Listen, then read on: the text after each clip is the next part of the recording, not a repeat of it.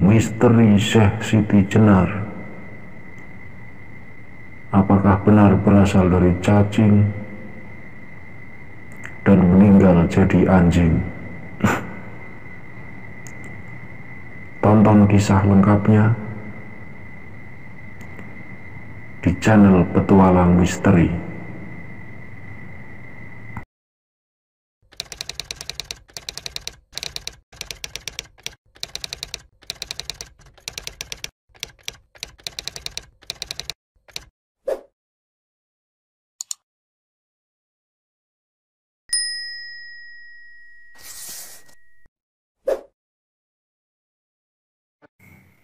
Syekh Siti Jenar.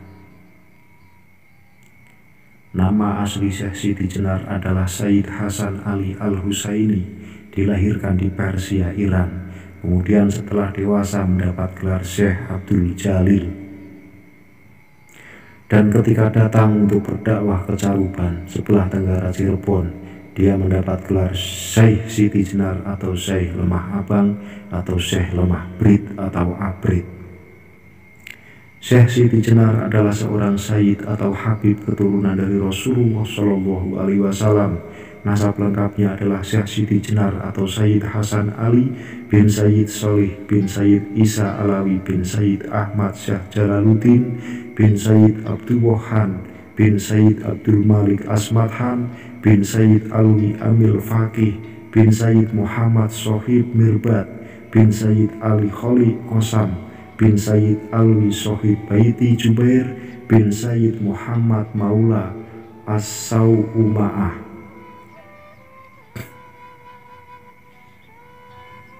bin Sayyid Alwi Al-Mubtakir bin Sayyid Ubaidillah bin Sayyid Ahmad Al-Muhajir bin Sayyid Isa An-Naqib bin Sayyid Muhammad An-Naqib bin Sayyid Ali Al-Uraidi bin Imam Ja'far As-Sodiq bin Imam Muhammad Al-Bakir bin Imam Ali Zainal Abidin bin Imam Husain As-Syahid bin Sayyidah Fatimah Az-Zahra bin Nabi Muhammad Sallallahu Alaihi Wasallam. Syekh Siti Jenar lahir sekitar tahun 1404 Masehi di Persia, Iran. Sejak kecil ia berguru kepada ayahnya Sayyid Soleh di bidang Al-Quran dan tafsirnya, dan Syekh Siti Jenar kecil berhasil menghafal Al-Quran di usia 12 tahun. Kemudian ketika Syekh Siti Jenar berusia 17 tahun, maka ia bersama ayahnya berdakwah dan berdagang ke Malaka. Tiba di Malaka ayahnya, yaitu Sayyid Soleh, diangkat menjadi mufti Malaka oleh Kesultanan Malaka di bawah pimpinan Sultan Muhammad Iskandar Shah. Saat itu Kesultanan Malaka adalah di bawah komando Khalifah Muhammad I, Kekhalifahan Turki Utsmani. Akhirnya Syekh Siti Jenar dan ayahnya bermukim di Malaka. Kemudian pada tahun 1424 Masehi ada perpindahan kekuasaan antara Sultan Muhammad Iskandar Shah kepada Sultan Mudhafar Shah, sekaligus pergantian mufti baru dari Sayyid Soleh kepada Syekh Samsuddin Ahmad.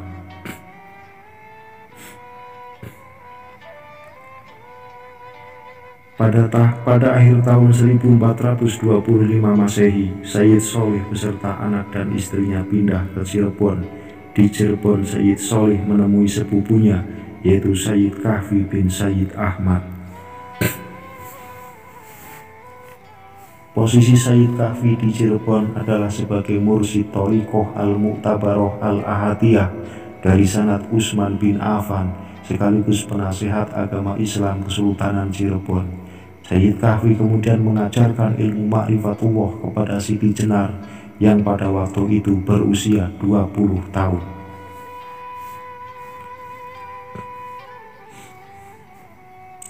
Pada saat itu mursyid At-Thariqah Al-Mu'tabaroh Al-Ahadiyah ada 4 orang, yaitu 1. Maulana Malik Ibrahim sebagai mursyid Thariqah Al-Mu'tabaroh Al-Ahadiyah dari sanad Sayyidina Abu Bakar As-Siddiq untuk wilayah Jawa Timur, Jawa Tengah, Bali, Sulawesi, Kalimantan, Nusa Tenggara, Maluku dan sekitarnya. Yang kedua, Sayyid Ahmad Faruqi Sirhindi dari sanad Sayyidina Umar bin Khattab untuk wilayah Turki, Afrika Selatan, Mesir dan sekitarnya. 3. Sayyid Kahfi dari sanad Sayyidina Utsman bin Affan untuk wilayah Jawa Barat, Banten, Sumatera, Campa, dan Asia Tenggara. Yang keempat, Sayyid Abu Abdullah Muhammad bin Ali bin Ja'far al-Bilali dari sanad Imam Ali bin Abi Thalib untuk wilayah Makkah, Madinah, Persia, Irak, Pakistan, India, dan Yaman. Kitab-kitab yang dipelajari oleh Siti Jenar Muda kepada Sayyid Kahfi adalah kitab Fusus Al-Hikam karya Ibnu Arabi, kitab Insan Kamil karya Abdul Karim Al-Jili, Ihya Ulumuddin karya Al-Ghazali, Risalah Qusairiyah karya Imam Al-Qusairi, Tafsir Ma'rifatullah karya Rusbihan Bakli, kitab At-Tawasin karya Al-Haraj, kitab At-Tajali karya Abu Yazid Al-Bustami, dan Kutub Al-Qulub karya Abu Thalib Al-Makki. Sedangkan dalam ilmu fikih Islam, Siti Jenar Muda berguru kepada Sunan Ampel selama 8 tahun dan belajar ilmu usuluddin kepada Sunan Gunung Jati selama 2 tahun.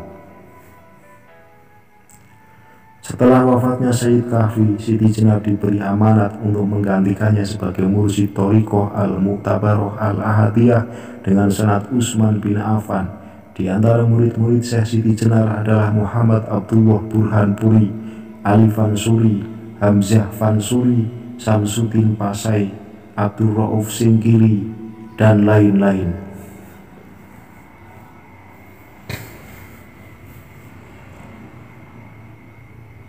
Lima kesalahan sejarah tentang Syekh Siti Jenar yang menjadi fitnah. 1. Menganggap bahwa Syekh Siti Jenar berasal dari cacing. Sejarah ini bertentangan dengan akal sehat manusia dan syariat Islam. Tidak ada bukti referensi yang kuat bahwa Syekh Siti Jenar berasal dari cacing. Ini adalah sejarah bohong. Dalam sebuah naskah klasik Serat Candakipun Riwayat Jati, Alih Aksara Perpustakaan Daerah Provinsi Jawa Tengah 2002 halaman 1, cerita yang masih sangat populer tersebut dibantah secara tegas. Wondene kacarios yen lemah bang punika asal saking cacing punika det. Sajatosipun inggih pancen manungsa darah alit kemawon kriya ing dusun lemah bang. Artinya, adapun diceritakan kalau lemah bang atau Syekh Siti Jenar itu berasal dari cacing, itu salah. Sebenarnya ia memang manusia yang akrab dengan rakyat jelata, bertempat tinggal di desa Lemah Abang. 2. Ajaran Manunggaling Kawula Gusti yang diidentikan kepada Syekh Siti Jenar oleh beberapa penulis sejarah Syekh Siti Jenar adalah bohong, tidak berdasar alias ngawur. Istilah itu berasal dari kitab-kitab Limbot Jawa, padahal dalam suluk Syekh Siti Jenar, beliau menggunakan kalimat fana wal bako. Fana wal bako sangat berbeda penafsirannya dengan Manunggaling Kawula Gusti. Istilah fana wal bako merupakan ajaran tauhid yang merujuk pada firman Allah, kullu syai'in halikun illa wajhahu. Artinya, segala sesuatu itu akan rusak dan binasa kecuali zat Allah. Syekh Siti Jenar adalah penganut ajaran tauhid sejati, tauhid fana wal bako, tauhid Qur'ani, dan tauhid syar'i. 3. Dalam beberapa buku diceritakan bahwa Syekh Siti Jenar meninggalkan sholat, puasa Ramadan, sholat Jumat, haji, dan sebagainya. Syekh Burhanpuri dalam risalah Burhanpuri halaman 19 membantahnya. Ia berkata, saya berguru kepada Syekh Siti Jenar selama 9 tahun. Saya melihat dengan mata kepala saya sendiri bahwa beliau adalah penganut syariat Islam sejati. Bahkan sholat sunnah yang dilakukan Syekh Siti Jenar lebih banyak daripada manusia biasa. Tidak pernah bibirnya berhenti berzikir Allah, Allah, Allah, dan membaca sholawat Nabi. Tidak pernah ia putus puasa Daud, Senin Kamis, puasa Yaumul Bid, dan tidak pernah saya melihat dia meninggalkan sholat Jumat. 4. Beberapa penulis telah menulis bahwa kematian Syekh Siti Jenar dibunuh oleh Wali Songo dan mayatnya berubah menjadi anjing. Bantahan saya, ini suatu penghinaan kepada seorang waliullah, seorang cucu Rasulullah. Sungguh amat keji dan biadab. Seseorang yang menyebut Syekh Siti Jenar lahir dari cacing dan meninggal menjadi anjing.